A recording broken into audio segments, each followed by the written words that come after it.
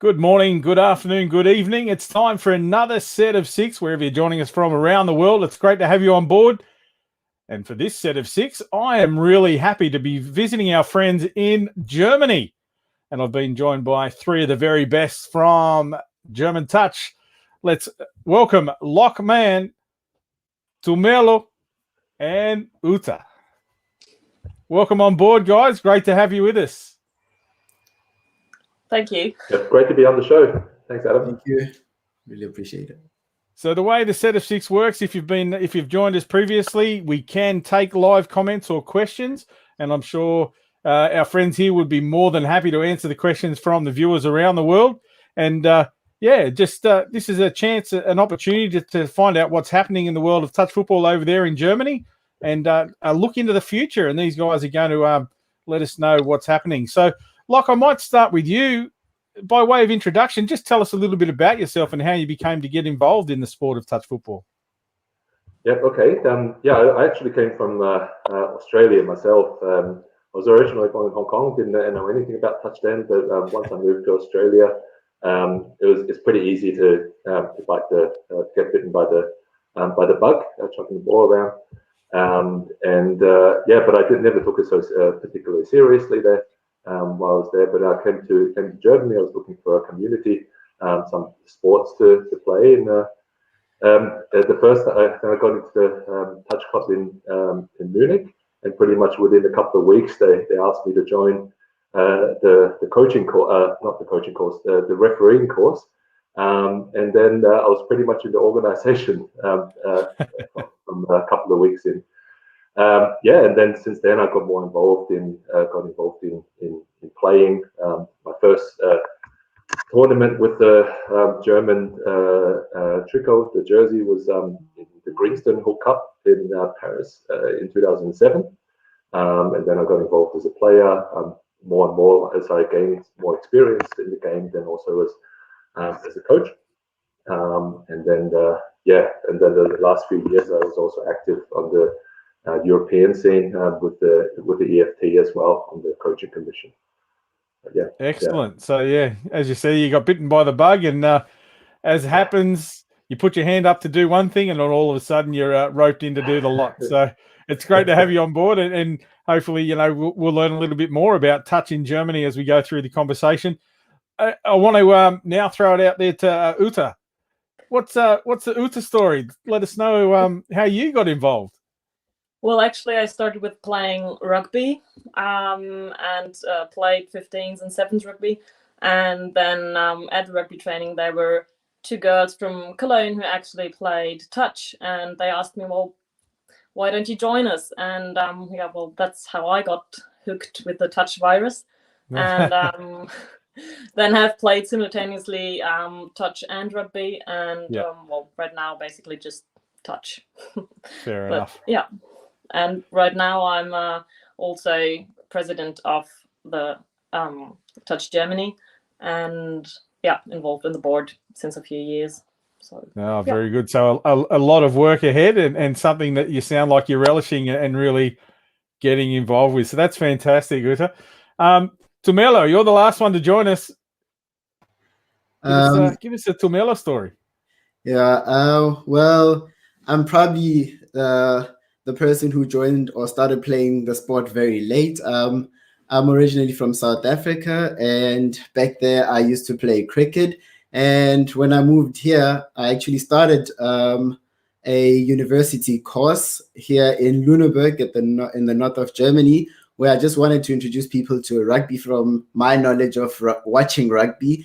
And then I made contact with a touch club in Hamburg, and they invited me for training. And since 2017, I've been playing for them. And I was hoping that last year I'd get my first official cap for Touch Germany, but then we all know what happened and the Euros were cancelled. So I'm still hoping to really play my first game for Germany. And since then, I've also been involved in the board, and right now helping the board in terms of communication. And it's been the same like Lockman, being able to really start learning the sport and being involved in the behind the scenes as well. And since then, it's really been a good experience. It's great to see that you've come on board, Tumelo, and I've had a bit of a history with the South African touch as well. I was the first national coach of South African touch way back in 1995. So it's a relatively young sport around the world. We've actually had our first comment come in. Touch is growing up, Adam Collins, from Frank Scarfoni here in Australia, and it's great to have Frank on board, watching our friends here in Germany and learning what's happening around the world. So, guys, I'll get you all back in now. I just want to have a look at, obviously, we've all been affected by the COVID-19 pandemic around the world. How has it affected you guys over there in Germany? And, of course, the sport of touch football as well as the general community? Well, it's been pretty hard the last year, I think, for everyone. We've had beginning of 2020 in March. We started with a lockdown and weren't allowed to do any sports basically outside, community sports. And then we've had a fairly normal summer, lucky enough, and could do a competition. We called it Post-Lockdown Cup, not knowing that it would be in the end a pre-lockdown cup as well. And then since the beginning of November, basically, we're not allowed to be on the pitch doing sports together. So Right. we're just by ourselves or with another household right now. So yeah, it's been tough. Have you developed any different ways of remaining in touch with no pun intended, but remaining in contact with all of your touch mates during the pandemic period and not being able to physically get out there with each other? Have you connected online? Is there any development in that space?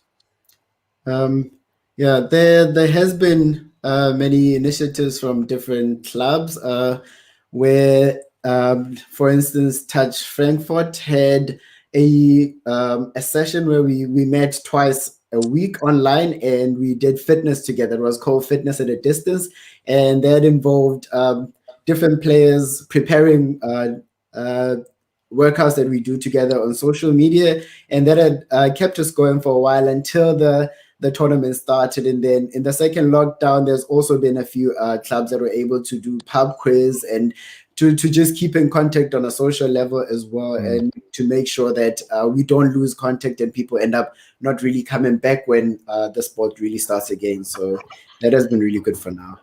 Yeah, it's an important point you make there. And part of what makes our sport so great are those connections, those personal connections you make with your teammates and that camaraderie that you develop. And as I was explaining before we went live, I think you guys are the 25th set of 6 that we've put together. And a common theme has been just that, the importance of remaining in contact with our teammates. And those types of things you're talking about there, Tumelo, are very important in keeping that going and making sure that the people feel supported and coming back to the game when you are able to get back on the paddock. So it's a great insight into what's happening over there. So the game, who can tell me a little bit about the sport of touch in Germany? How has it developed? And it's a relatively young sport there. When did it start, and how far has it come in that short space of time? I guess I'm the one who's been involved for the longest. Even though, I came into the sport in around 2007 in Munich, and I found out, I think that in Berlin and in some of the cities in Berlin, Munich, and maybe even Cologne, they've been running for several years. So it was started by perhaps an Australian in Berlin, a Kiwi in Munich back in around 03 or 04 or so. And then it was just a matter of people wanting to do some sports, throw the ball around, and then slowly it sort of grew into clubs and groups that then began competition, playing sort of regular competitions with each other. And by the time I joined in 07, it was a bit more organized already. There was I think national championship. There was Touch Deutschland, the national sort of umbrella association, and that's really remained the format of competition and participation in Germany over the of the last decade. In that we come together typically for tournaments, either as a sort of super series, in which a series of tournaments held at different locations will contribute to the overall German championship, or we hold one competition to determine the German champions. I think that I would say that the number of clubs has remained pretty stable over the years. So it's been around sort of 5, 6, 7. So it's been fluctuating a little bit, but yeah. And I think I would say that participation's been pretty much the same as well. And I think that most clubs have become quite mature now in terms of having their own know-how and their own sort of culture in the way they do things in terms of their coaching, their, I would say, player, referee, official, and administration development. And usually it's organized around a couple of trainings a week, and then some social sessions to recruit players, where there might be a nice barbecue at the end, or in the case of Munich, a trip to the beer garden. And it's the social aspect. I would say that I will speak for all clubs, is a key aspect of it over here, because we don't necessarily, like Ute I think mentioned earlier, there's no opportunity to have regular league competitions that I'm, for example, familiar with back in Australia, where the social aspect will come after a weekly competition match, a social match. It's more here that it's the same group of people gathering. There might be a more serious group. There might be a social leisure group, and they all get together then for the social event, and there might be 20, 30 players. There has to be this social, casual atmosphere and element to it. Yeah, I like to call it the aspirational or the perspirational. It's the the two groups that we bring together, and that's the beauty of our sport. Ute, I might ask you just to explain to the people at home that are watching around the world, where is touch played in Germany? Is it predominantly based in a single area, or is it spread across the country? It's completely spread across the country. We have Hamburg in the north and Munich in the south, which is really the opposite of Germany, basically. And then east, west, Berlin, Cologne, and in between is Hanover, Frankfurt, and Heidelberg, where now actually our clubs playing together. But it's still so far spread. It's not like in other countries where you have several teams in one city. That's just not happening here, unfortunately. Small steps. Yeah, so all games start with a small step, and that's bringing the people together, and the fact that it is spread so far and wide will allow it to come together at some stage. And it's great to have the three of you guys on board and just showing that, the diversity and the range of people and the reasons that we've become involved in the sport. I've grown up with it. I was introduced to it by my father when I was still in nappies. And as Tomelo said, it wasn't until he actually moved to a whole new country and was looking for something the same as Lockman that, it's the sport that brings everybody together. So, looking forward to seeing you guys develop it and just bringing those cities together to do that sort of stuff. So, fantastic. Where does the sport fit in the landscape in Germany? Like, what are the national sports and what are you competing against?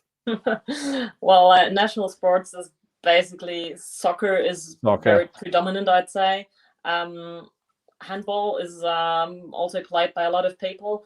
We do have the German Rugby Association. They have about 16,000 members, and they're already not mainstream sports, basically. And then we're at the very low range of members, basically. We've got about 160 right now members, so we're really small. But we are hoping to develop also cooperation with the German Rugby Association, where we are looking forward to get mutual benefits, let's say like that. Yeah, no, absolutely, and that's exactly the great way to explain it. We've talked about we've talked to some of the other countries, and that's exactly the model that they're using to develop a relationship with another sport, and rugby obviously would be the perfect fit over there. Yourself, you have that rugby background that you touched on, and we know here in Australia the gold medal, Rio Olympians in the women's rugby sevens were predominantly touch football based. And part of selling the sport, I think, in countries like yours, we're not competing against those other sports, but it's actually complementary. You're able to transfer your skills from one to the other. And we're finding it here in Australia now that our National Rugby League players are really taking that on board. And some of the top flight rugby league players here in Australia have a touch football background, and they're now promoting it as being the reason that they're so good at their own sport. Their professional sport is the grounding that they received in touch football. So, and it does go both ways. That's the great thing.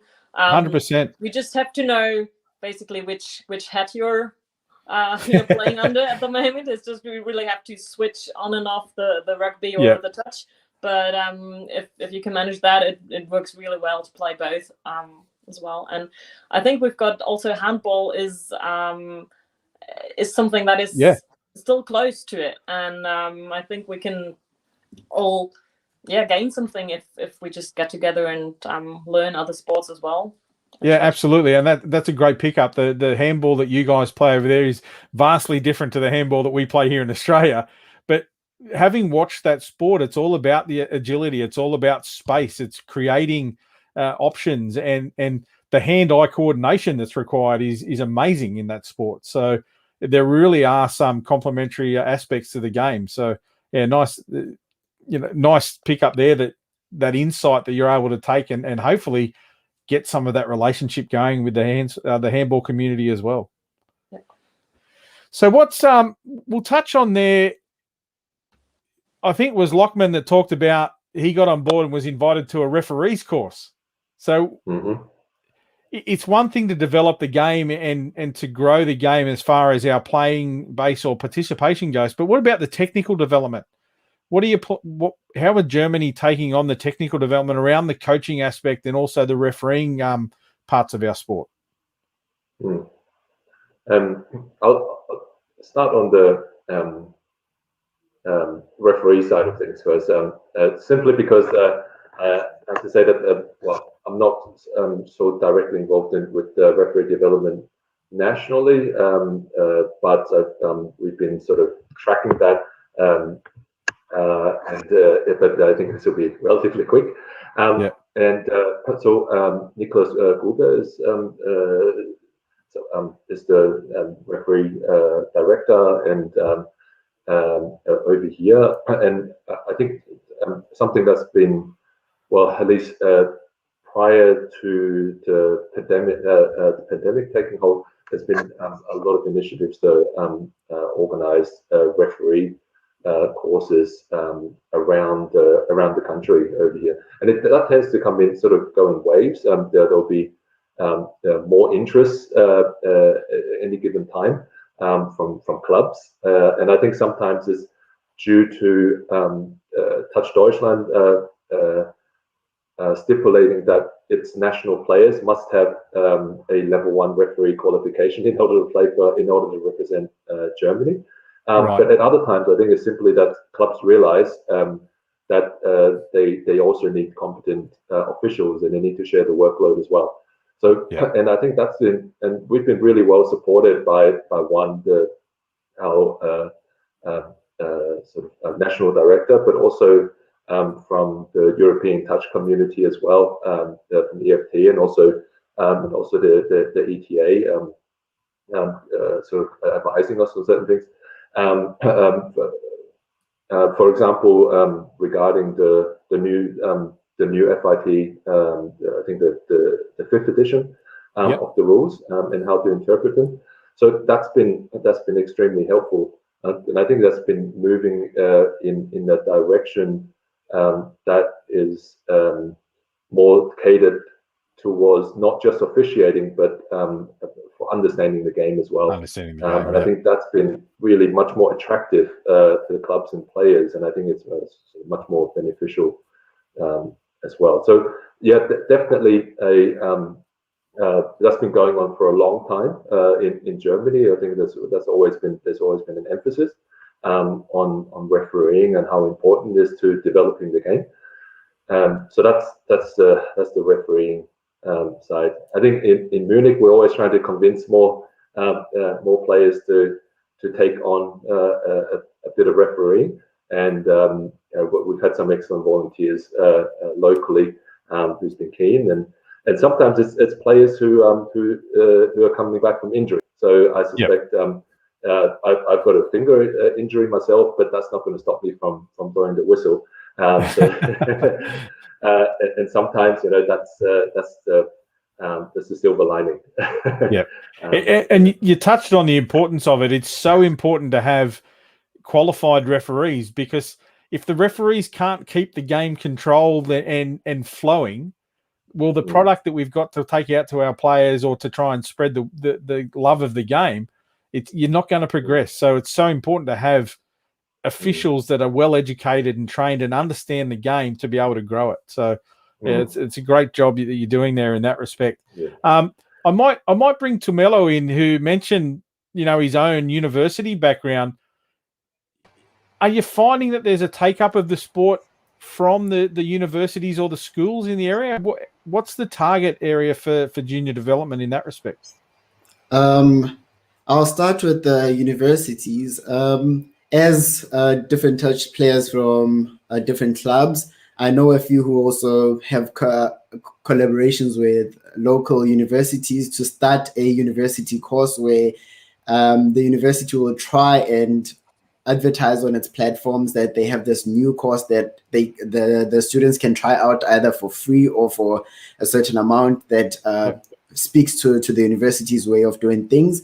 And here in Lüneburg, I had in one summer a really big group, so to say, where I had over 20 people joining me. But the problem there is that as soon as they either finish their studies, you have to start a new group. So there's no really, you try and make sure that within those time or those years where they're studying and as part of your group, that you also introduce them to a club so that at least they stay in some way in the sport. And it creates the whole inconsistency of, okay, I only have these people for a certain amount of time.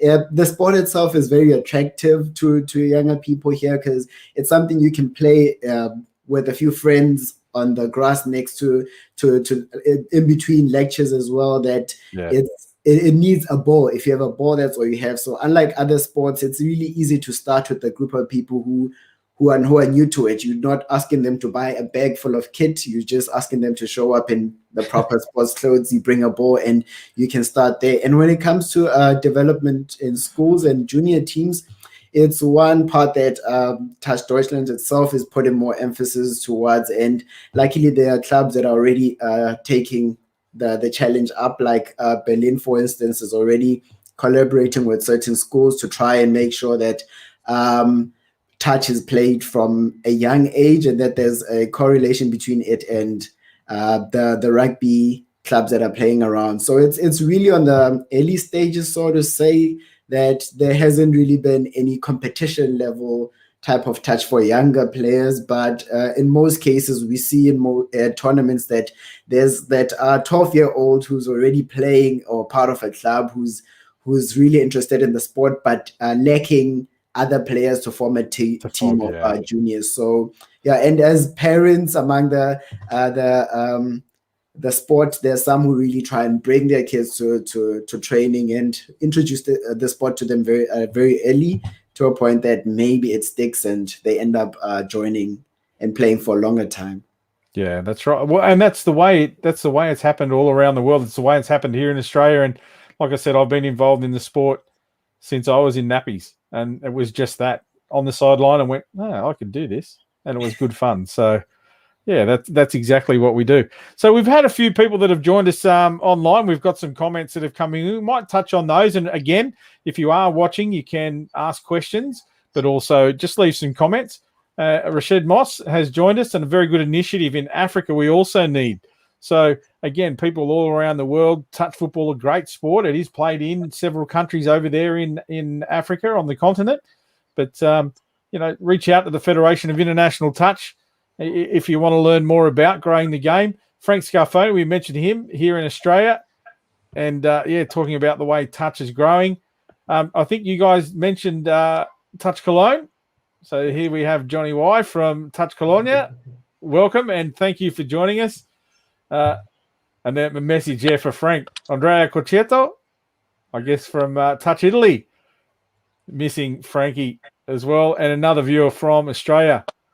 So plenty of people watching us all around the world here, our friends from Touch Deutschland. And we're just learning a little bit more about the game over there in Germany. So we touched on the schools development. Uta, what are we thinking about for opens and senior development? How are you taking that aspect of the game forward? Well, we've been doing coaching courses, for example, to get more people involved in development in the end, and we're having a good development in the women's game. Actually, we had a quite consistent group of players in the last years who've run the Women's Open, and getting new players in. Same with the Men's Open. The JC has been doing a fantastic job with the help of others as well, getting that Men's Open team on and running. And we're right now looking forward to actually getting a senior mixed team, a group together who can, basically they're the players who think they're too old for playing Open, but still have that competitiveness in them, and the skills, of course, and still wanting to represent Germany and keep going.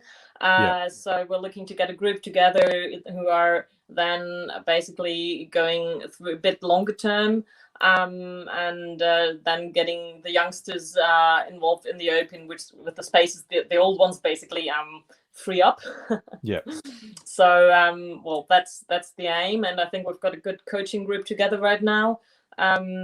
So yeah, we're looking forward on doing training camps coming up in the summer. Hopefully, we've planned one for in 2 weeks, but we just had to cancel that one because the numbers, the COVID numbers, just won't allow us to play together. So I think we're gonna get a good development there, and we're looking forward to playing again. That's basically the main thing. The movement of players you talked about there from the Opens to the senior ranks, that's again another beautiful selling point about our sport. The fact that players can continue to play in organised age groups and divisions where you're competing against people of a similar, age or skill set. You don't have to keep playing the young whippersnappers. You can move on and allow somebody else to come and fill those positions. So, it's such an important aspect of our game, and we're looking at pictures here on the screen at the moment from the World Cup in 2019 in Malaysia. Representation there for Touch Deutschland. Uta, you were a part of that. Just give us a little bit about your insight in the experience of playing a World Cup in a country like Malaysia. Well, I think everyone who played there just remembers the heat and the humid conditions that were played in. But apart from that, of course, there was a really great atmosphere. We enjoyed it a lot, even though it was hard. And we were quite an old group together, but still played in the open category to also allow the younger players to play. So it was hard for us to play against those 18, 19, 20-year-olds, I'd say. But still, it was great fun. Great games. And it was just an amazing tournament with so much going on, so many good, really great games to watch as well, apart from playing. Right. So, yeah. So many memories made there for Touch Deutschland in conditions that you've never faced before. Yeah. And it's all about the memories when we go to a World Cup. We've had another couple of comments come through as well from Shisumu. Hello from St Albans in the UK. Great to have you on board as well.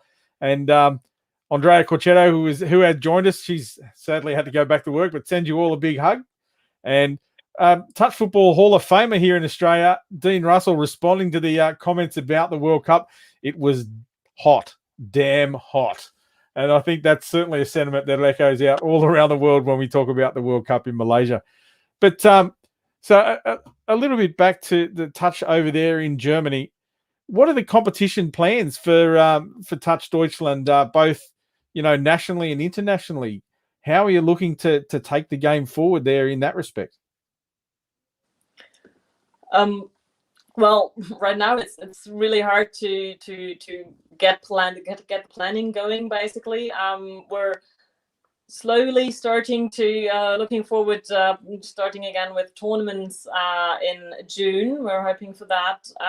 That Berlin is setting up a tournament that we all can play in, hopefully. Of course, we're looking forward to having another German championship going on this year. That would be the national plan right now. Right. I think it's really hard for the clubs at the moment to actually plan something because we just don't know where we'll end up. Internationally, we are of course looking forward to the Euros next year and then the upcoming World Cup. We're hoping to be able to develop 3 teams. In the Open, the Women's Open and Men's Open and the Senior Mixed categories. But of course, it will depend on how many players will actually will sign up for it and still have the fitness level after this after this 1.5 years, I'd say, to actually be able to compete. But that is the aim. I guess in that respect, it's also important to note that you're not alone in being in that position. There are going to be a lot of other countries also looking to reestablish themselves on the international front and from a fairly lean base, because we've all been affected in some way, shape, or form by the COVID lockdown. I know here in Australia we were similarly affected, but we've come back to the game now. So we're pretty much playing and training as normal, with the occasional conditions thrown in, but for very short periods. So we're probably here in Australia and New Zealand, we're lucky in the isolation of our countries that we've been able to establish that background. So we do in these conversations hear a sentiment like yours, Uta, about those lockdown considerations that we need to take in when we're discussing the game.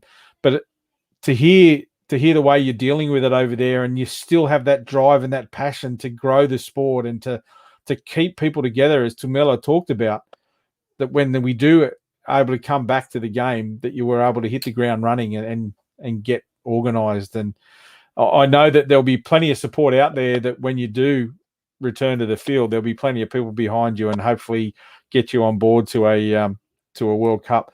We've had a comment come in there. Uta is a machine. No fitness issues for Uta. Thanks, Christoph. So Christoph is a fan. That's great to see. Fantastic insight into Uta. And you talked about that background coming from rugby, but are all of the sports over there affected as well? It's not just those, as you said, the second or third tier sports. Are the top sports affected as well? On the amateur line, yes. The professional sports is played in certain limits, basically. But amateur is pretty much all slowed down. Yeah. Okay. So if we had a crystal ball and we all come back together and COVID is, a thing of the past, it's just a consideration in the background, where are we looking to take Touch Deutschland in the future?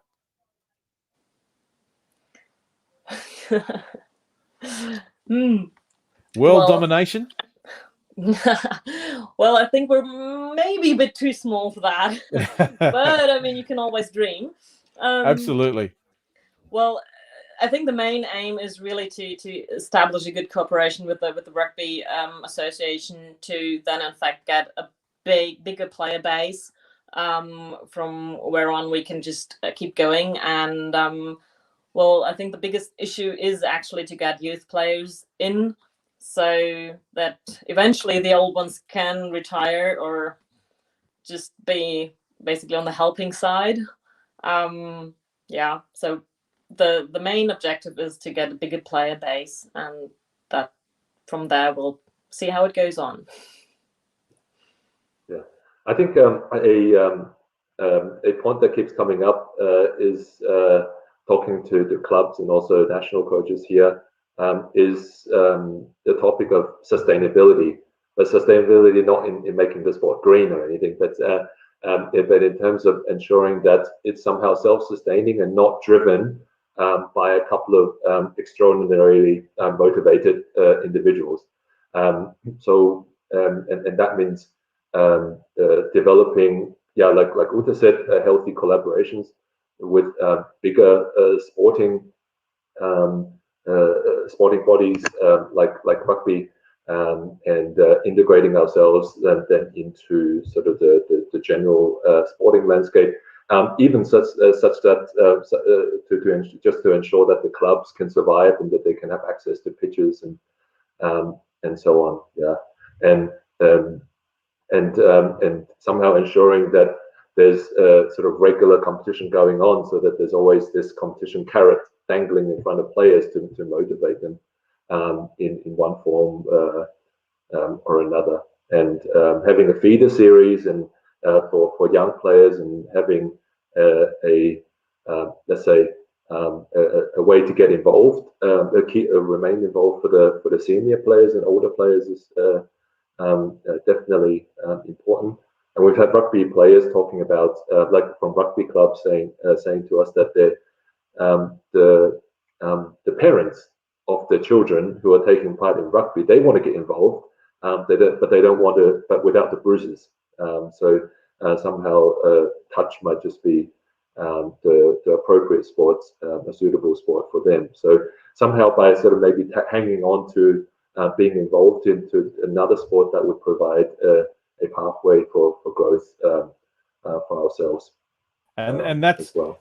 So, a great point you touch on there. You know, the sport without the bruises, but it also brings the families together. It gives them a consolidated thing that they can focus on and play together. And that's the beauty of the sport as well, is the fact that it can be played in, men's, women's, all mixed, and mums and dads can play with their children and vice versa. So, it really is a great selling point for our sport.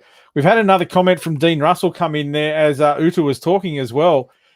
Dean, not only is he a Touch Football Australia Hall of Famer, he's also the CEO of New South Wales Touch, one of the biggest organisations of the sport around the world, and definitely here in Australia.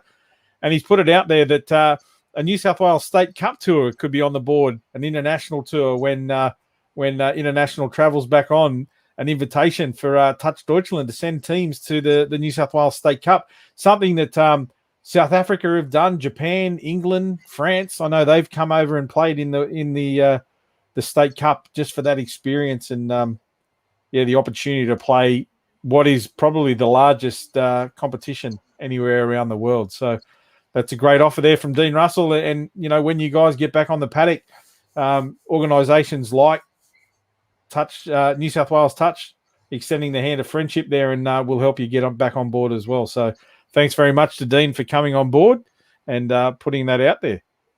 So, Tumelo, I might get you to throw in some of your thoughts there around how we can grow the game and what's important about it. Yeah, what I've seen happen over the last few years I've been part of the sport is clubs being keen and open to adopting cities or start new clubs.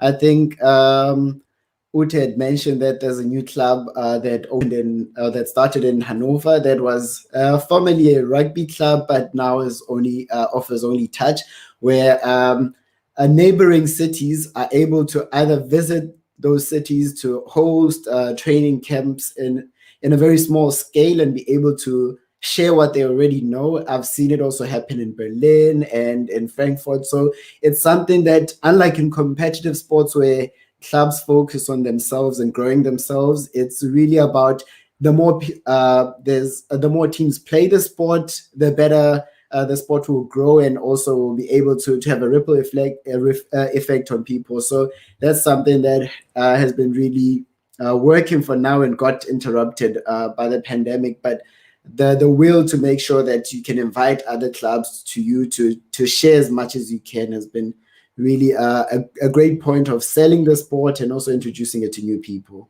Such an important aspect of the sport, Tumelo, that you touch on there. It's that we talked about the camaraderie and the memories that are made playing the sport. But as you said, if we help each other out and things like Dean reaching out there and offering the position in the New South Wales State Cup to Touch Deutschland for the experience and to gain that insight into how the game is played, the more opportunities we give for people to play, the better the game becomes and more enjoyable it becomes, because you're playing against so many different types of people and able to take your skill sets and learn from so many more people. That's the most beautiful part of our game, is the fact that it has grown exponentially internationally, and people are getting experiences that like you're a case in point. You didn't know the game in your own country until you traveled internationally, and then all of a sudden discovered the game of touch football. So no matter where you are now, you'll be able to take that game and your experiences and try and grow the sport.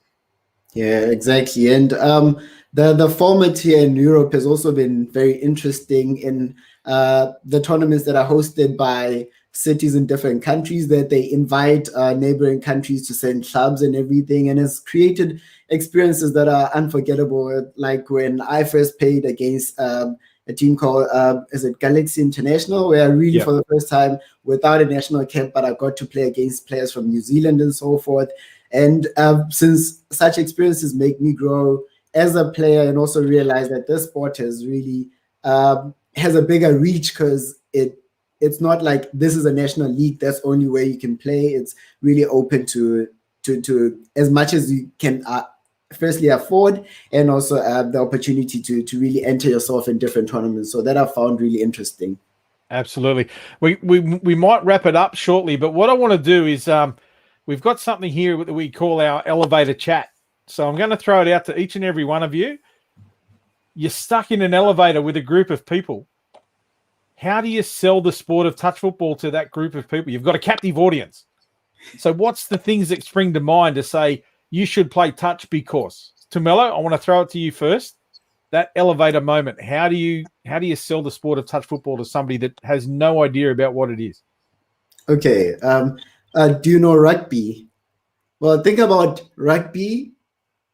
Increase the speed, add more skill, agility, make sure that there's always scoring and less injuries. That's the first selling point that I'd say, is that it's very increased speed and it's more interesting in terms of what could happen in the game without prior knowledge.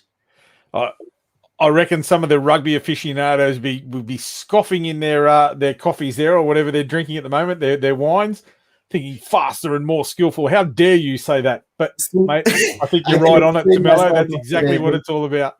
Lockman, what about you, mate? What's your selling point? You're trapped in the lift or the elevator. What are you going to say about our sport to get people on board? Mm-hmm. Well, I think I'll come from the other end, and I mentioned the social aspects at the beginning. I think I'll try to sell the fact that it's probably one of the most, probably the most inclusive team sports out there. I mean, is it that you can have? It's a sport that's safe for juniors, seniors, super fit players, male, females, to play on the same pitch. And then and that means the whole family can play, kids can play, and someone's dad, mum and dad can join in as well. And it's a way to get sweaty before earning that beer and sausage in the beer garden. But there's also a pathway to an elite performance level as well. And I think that's always an attraction too. So. I think if I was in your elevator, Lachlan, I'd be saying, where do I sign up? So, mate, that's a great selling point there. And some might say we've saved the best for last. Uta, Yeah, what's your pitch? I'd go with lockers as well. It's you can just take your family, take your friends, go in the park, take a ball, and you can just run through with the game, and it's so much fun. It's not soccer. And it's something different, and you can use your brain, run your lungs out, and after you finished, you can just have some ice cream and a barbecue, and it's all good. It's all good. Love it. So, well, there we go, ladies and gentlemen. Touch Deutschland, our friends over there, Tumelo, Uta, and also Lachman. It's been great to have you on board for a set of 6 and to get to know a little bit more about the game over in Germany. We can see some of those pictures there from the World Cup, and hopefully one day not too soon we're back on those fields and able to catch up with each other somewhere around the world. And yeah, like we said, Dean's put it out there. Maybe the New South Wales State Cup is that place where we can catch up and visit in my home country of Australia. But it'd be great to have you on board somewhere around the world. It's been a fantastic chat to learn about Touch Deutschland and each of your individual stories. So fantastic. And thank you very much for joining us. Is there anything anybody wants to say in wrapping up? We've had plenty of comments there, but anything anybody wants to add to the people watching back there in Germany? How can they get on board? Well, actually, I'd just like to, rather than to the people in Germany, so obviously, hello to everyone, hope to see you all soon. But also to those international viewers, that if you ever in this corner of the world, once the pandemic's over and you're allowed to travel, then please get in touch with us, and we'd love to have you at one of our training sessions or competitions. Yeah, always looking forward to building bridges and I'm sure plenty of people will reach out. Community. Yeah, I'm sure plenty of people will reach out after watching Locker and hearing about Touch over there in Germany and just how you guys are taking the game forward. I know of people that do travel, and that's something that they'll be looking into, I'm sure, Lachman. So yeah, thanks for offering that. Uta, what about yourself? How can people get involved? Or well, they can just join us via our Facebook page, or just send us an email. And where every club in the city has their own Facebook page or homepage, and they can just join us and get with us on the pitch and have fun. Have fun. Beautiful. Tumelo, what about you, mate?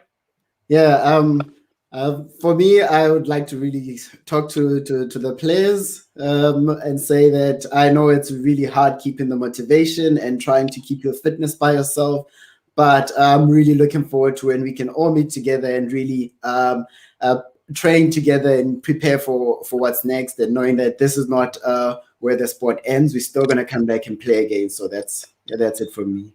Yeah, nice sentiment, Tumelo. And once again, thanks, ladies and gentlemen, for joining us for a set of 6. That was a great insight there into Touch in Germany. So the people from Touch Deutschland really taking the game to the country of Germany and looking to spread the wings, as we talked about there, when international sport comes back into fashion. And we're looking forward to catching up with our friends in Germany at some time in the not too distant future.